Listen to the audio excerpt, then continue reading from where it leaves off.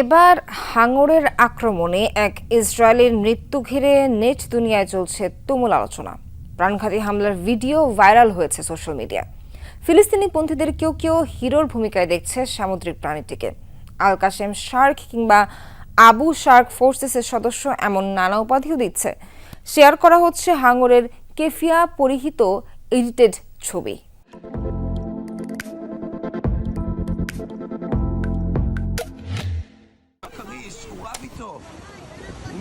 জীবিত মানুষকে চোখের সামনে টেনে নিয়ে যাচ্ছে হাঙর। আশপাশে শোনা যাচ্ছে আতঙ্কিত মানুষের চিৎকার। ইসরায়েলের হাদেরা শহরের ওলগা সমুদ্র সৈকতের মর্মান্তিক এই ভিডিও ফুটেজ ভাইরাল সামাজিক মাধ্যমে।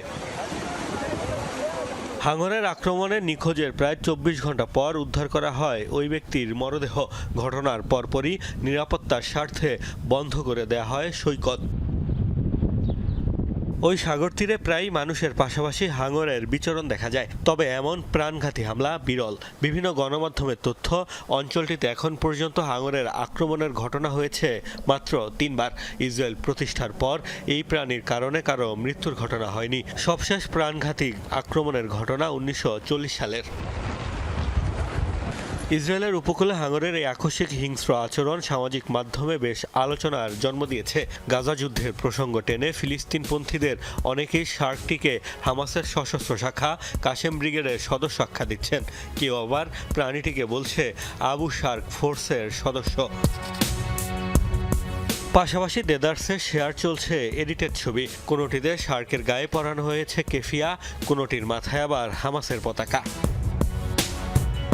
এর আগে ইসরায়েলি সেনাদের ওপর বনবিড়ালের হামলার ঘটনায় সামাজিক মাধ্যমে দেখা গিয়েছিল একই ধরনের চিত্র।